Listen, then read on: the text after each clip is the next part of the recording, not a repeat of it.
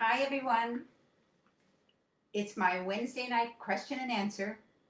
I'm Vicki Stark, the author of Runaway Husbands. And I have some great questions tonight. But first, I wanted to talk about something that happened last night in our Hearts and Minds Recovery group, which is my 8-session online therapy group for women who are in the Runaway Husbands community. So we were talking about something, I thought it was super interesting, and I really want to know what your thoughts are on it. So after this little video, you can write down whether this rings a bell for you, whether this is something you experienced. So some of the women were saying that while their husbands were leaving, they said things like this: "I'm not the person you think I am. You thought I was better than I really was. You always put me on a pedestal." And to me, it almost sounds as though these guys felt as though they had to play a role and they had to be the great guy, but that deep inside, they knew that they weren't that great guy. Almost like what we call imposter syndrome. So I'm just wondering whether your husband in leaving said something like that. Whether he said, you think I'm better than I am, or I'm not the person that you think I am. I'm just interested. This is sort of a little study that I'm doing. And if this rings a bell for you, just leave me a comment below. So tonight I have 5 questions, but the interesting thing is that they're in sets of 2. The first 2 are similar questions by different people, and the second 2 are similar questions by different people. And then there's the 5th one. So the first one is from Jill. And she asks, why do runaway husbands often double down in a relationship just before they leave? Having a child, purchasing real estate, or doing renovations or other significant value items.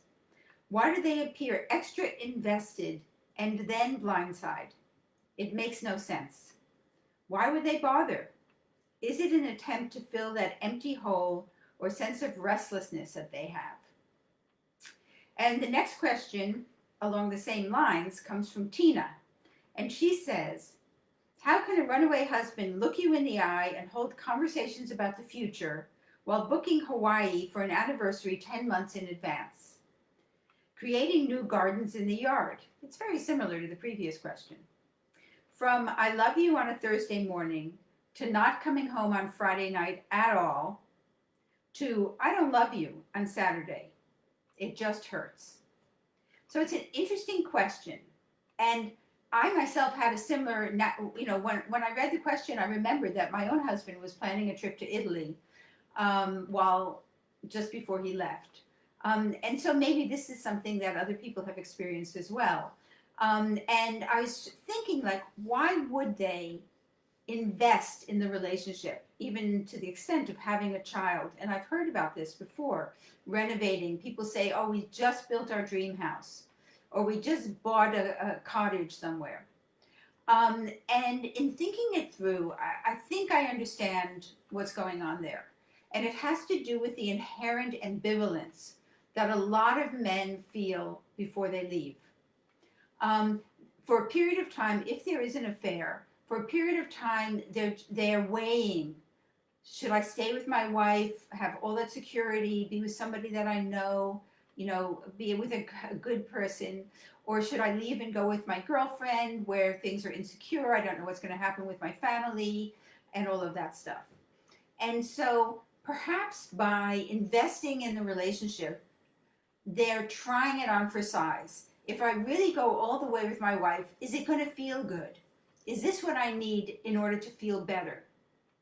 And so that they make that decision to do something special, something dramatic, hoping that it will tip them over into what is the easier decision, which is to stay with the wife. And I thought that might be a reasonable explanation as to why guys, just before they leave, will put so much muscle and money into the relationship and then leave. So I don't know what you think about that, but I think that sort of makes sense. Then the second set of questions is along a different line. And the first one comes from Tanya, who says, "How do you get motivated about being alone? I liked being married, but now I feel like I could never trust again, so I face an empty life. I have no family and no children. I feel like it's just me alone in empty rooms now forever." And I know a lot of you probably feel the same way. Reading what people are texting me here. And a similar question comes from Anne, who says, "I lost the one real dream I had in life for a loving family, and I'll never get that back. I'm finding it hard to see a happy future." And this is a very common experience, that you've invested so much that you've had that dream of having a happy family, if you do have children, feeling that intact family, looking forward to the future, enjoying your children growing up, and perhaps having relationships of their own, having grandchildren. And that, yeah, that's true. You're not going to have that with your husband. You may have part of it if you do have children. Tanya does not, right? She has no children. Does not. But if you do have children, you will have part of it, because you'll be part of that family with your children and their lives as they move forward. But I think what's inherent in both of these questions is the feeling that you can't imagine being happy again. You can't imagine people in your life, and you can't imagine trusting again. And I think that so often women have this block, because they've been hurt. They feel like, I never want to go through this again. And so they feel like they're never going to invest in anything else, and it's just a matter of living out life till the end, till you run out of time. And I really, really, really think that that's the wrong way to look at things. I believe that people can change their lives, and that you never know what is waiting for you in the future, in a good sense, not only in a bad sense. But you have to open your heart to the potential of something good. And that doesn't necessarily mean another long-term relationship or a marriage or something. It could mean some other kind of adventure in your life, some learning, becoming a chef, or learning a language, or doing something, peopling your life with friends, or joining a meetup group and going hiking.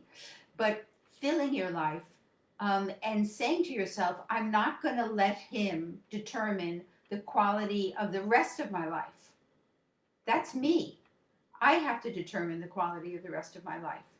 And it really is up to me. And if I'm stuck with the idea that all the good times are behind me and I can never have a beautiful, meaningful life going forward, that's just a block in my own head. It's a belief, but not a fact. And I think that there's important to know the distinction between beliefs and facts. You may believe that you're going to spend the rest of your life rattling around in an empty house, but that's not a fact. And you want to open your energy to what the universe has for you, and open your heart to the possibility that good things can come to you. So the more you say to yourself, I'll never be happy again, I've had the best years of my life, it's all behind me, then yeah, that's true. You're going to make that a self-fulfilling prophecy. But if you're going to have the courage to say, I don't know what the future is going to bring, I can't really envision it, but I'm open to it, then you're creating an energetic shift, and the universe might respond in a positive way. So, yeah. So, my last question is from Charlotte, and she says, a simple question, are you working on any new books?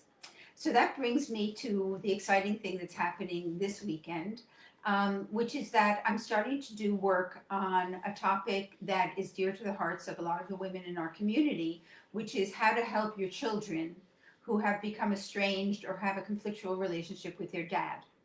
And it's a very painful topic. It hurts a lot to feel as though he left you, but in many cases, he's also terminated his relationship with the kids, or the way he's behaving has made it impossible for the kids to be able to find their way, find their way through to have a decent relationship with him. And so this weekend on Saturday, I'm having an information session for adult children or late teens children whose fathers left their moms. And we're going to be meeting by Zoom online. I have people, as usual, from all over the world. People have signed up from Australia, Britain, all over Canada and US. And we're just going to talk about this topic. I want to get a feel for what kind of services people are looking for, what the need is out there. And so if you have adult children who might be interested, email me and I'll send the information. I have a link to a questionnaire that people are filling out, and they can join me. It's on this Saturday, which is June 27th. It's going to be at noon Eastern time. That was the time where I could work with California and Britain. Unfortunately, the Australians, it's going to be the middle of the night, but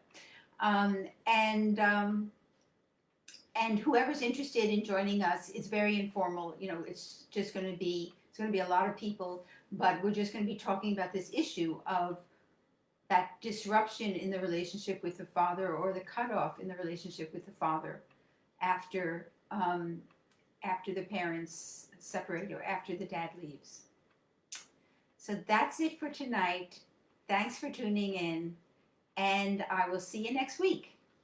Stay well. Bye-bye.